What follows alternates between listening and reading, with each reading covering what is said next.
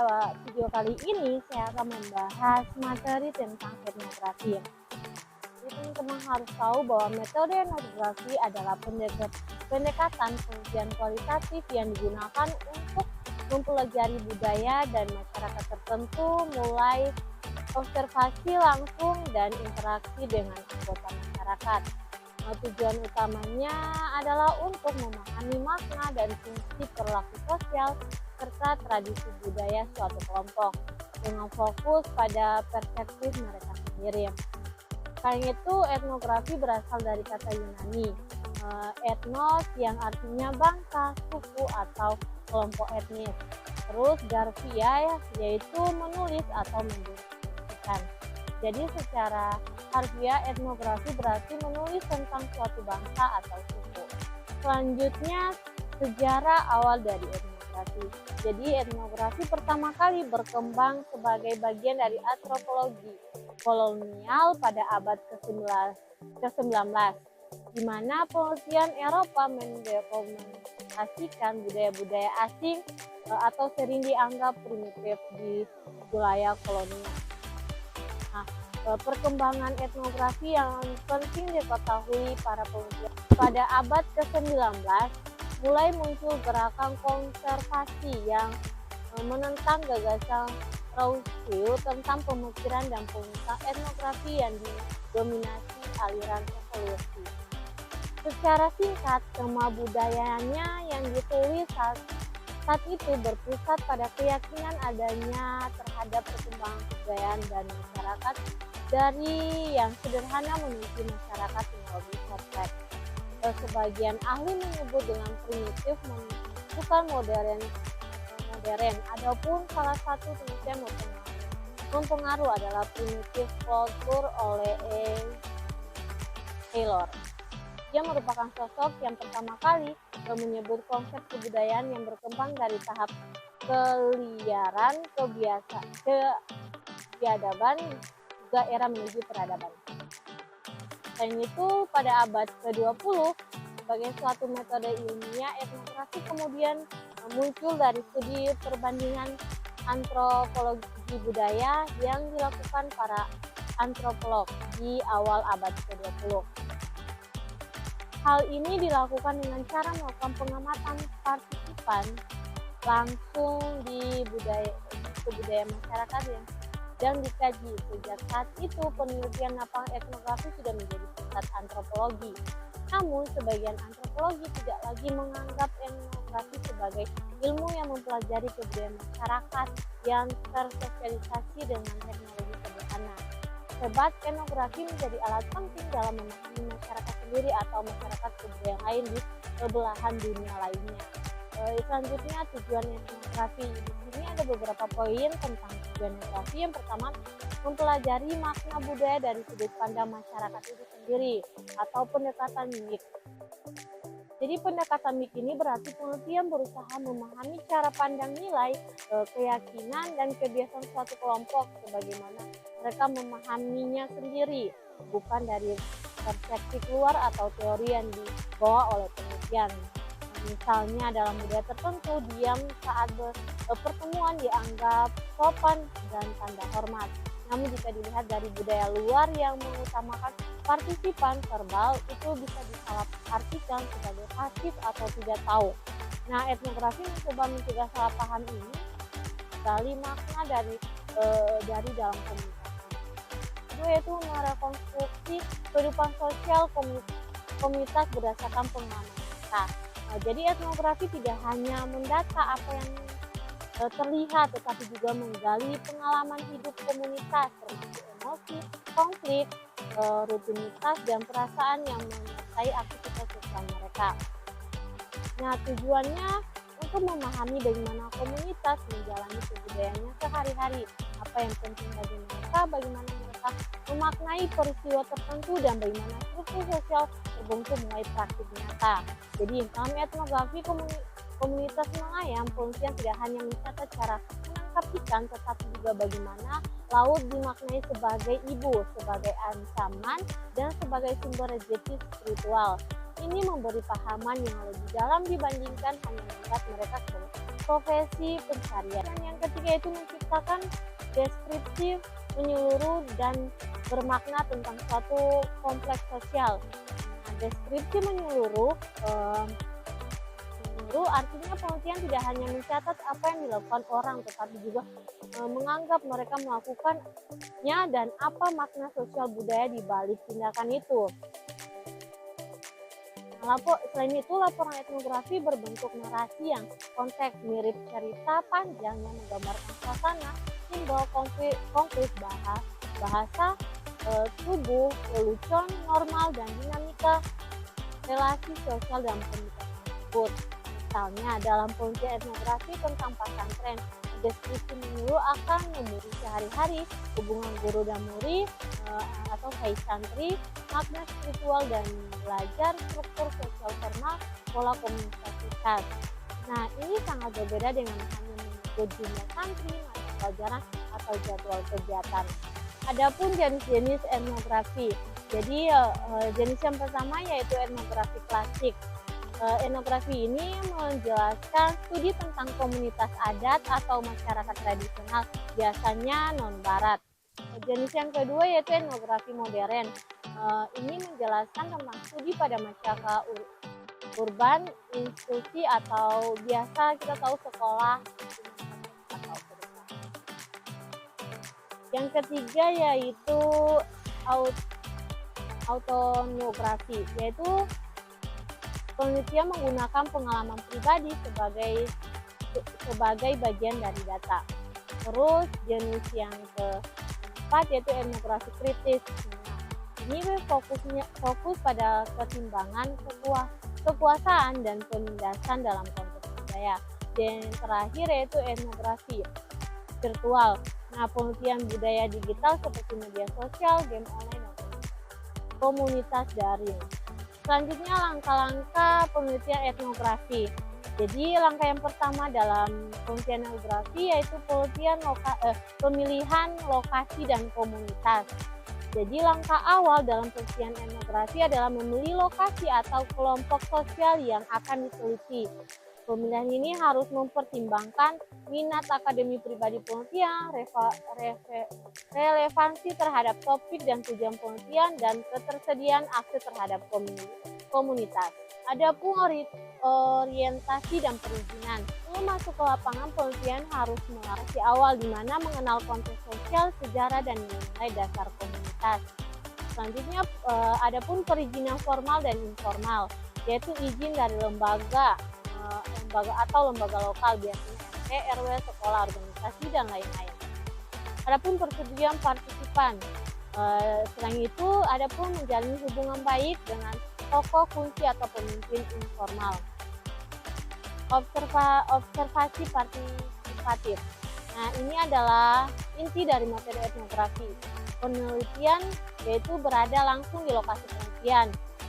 Selanjutnya berinteraksi dan ikut serta dalam aktivitas sehari-hari komunitas. Selain itu mengamati tindakan, bahasa, ekspresi, simbol, dan kebiasaan. Nah, tujuannya untuk memahami dunia sosial dari dalam dan melihat pola interaksi sosial secara wawancara mendalam. Jadi, wawancara dalam etnografi bersifat terbuka, fleksibel, dan bisa langsung secara informal. Biasanya tidak menggunakan kuesioner baku. Tujuan dari wawancara yaitu menggali makna tindakan sosial, mengetahui cara berpikir, nilai, keyakinan, dan motivasi. Selain itu, membangun konteks naratif dari peristiwa atau kebiasaan. Yang terakhir yaitu pencatatan data. Jadi penelitian pencatatan semua informasi penting selama proses lapangan. Catatan observasi harian, apa yang dilihat dan didengar, dialami di transkripsi wawancara, yaitu refleksi pribadi penelitian, perasaan, dugaan, pemahaman awal. Fungsinya yaitu fungsi footnote, bahan utama untuk analisis, saran refleksi untuk memahami proses sosial.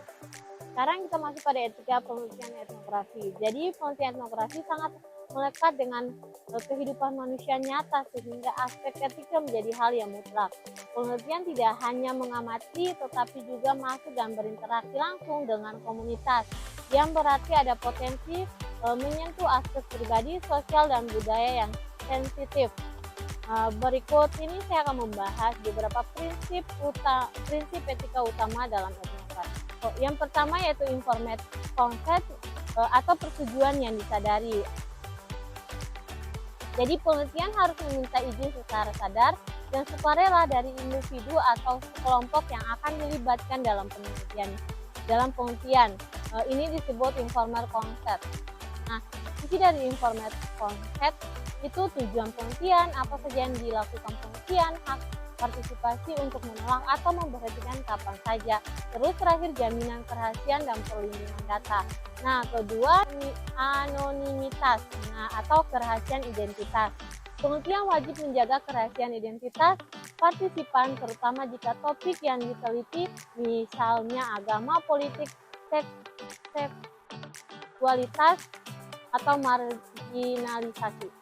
Yang ketiga yaitu keadilan dan kepekaan budaya. Penelitian harus menghormati norma, nilai, adat, dan praktik lokal, bahkan jika nilai tersebut berbeda dari nilai pribadi atau akademik penelitian.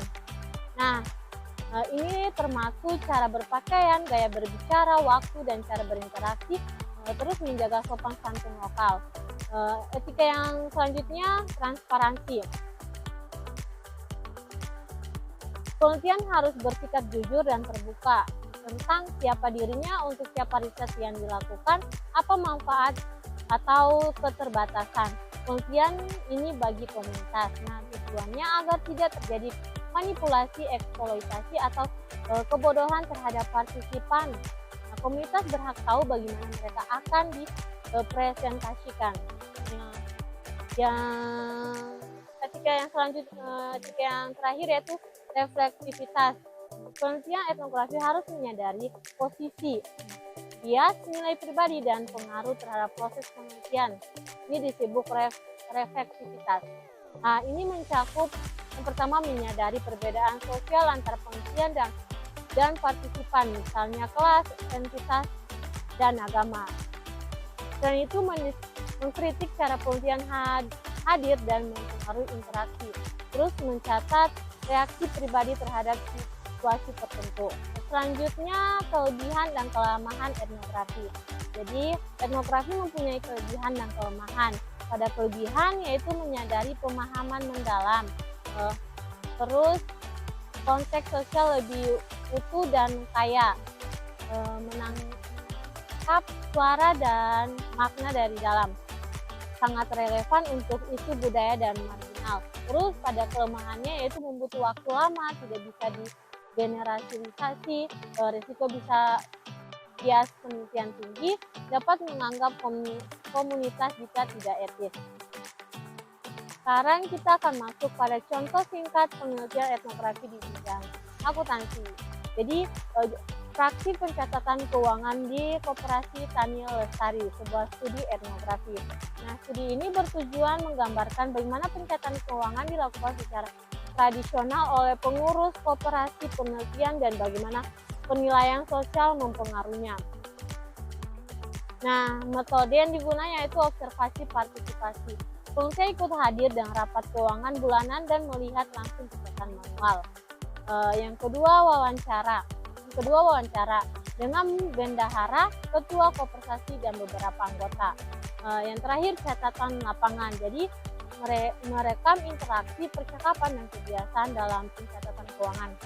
Nah, selanjutnya temuan pembukuan dilakukan di buku tulis biasa tanpa formal aplikasi standar. Selanjutnya, kepercayaan lebih penting daripada transparansi tertulis. Niat gotong royong dan rasa malu menjaga disiplin finansial.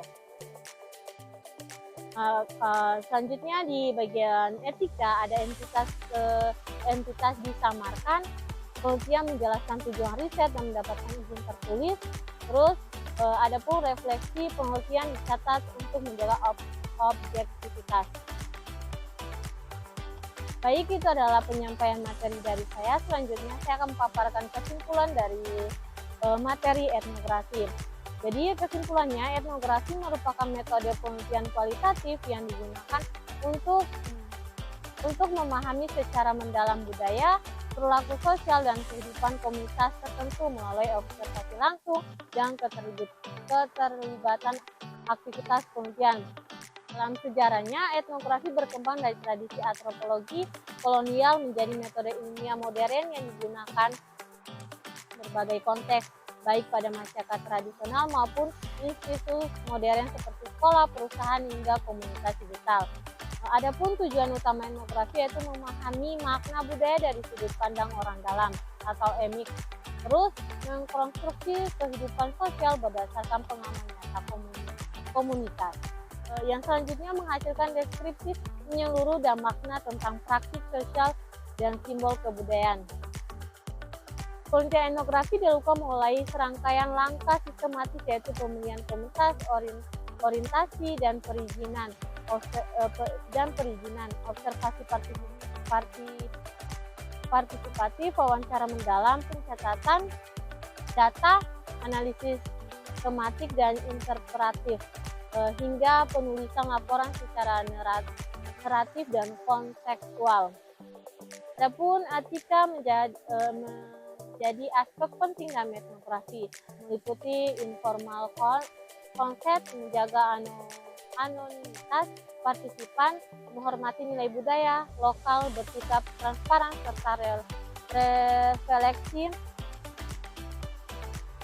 serta refleksi terhadap posisi dan bias penelitian.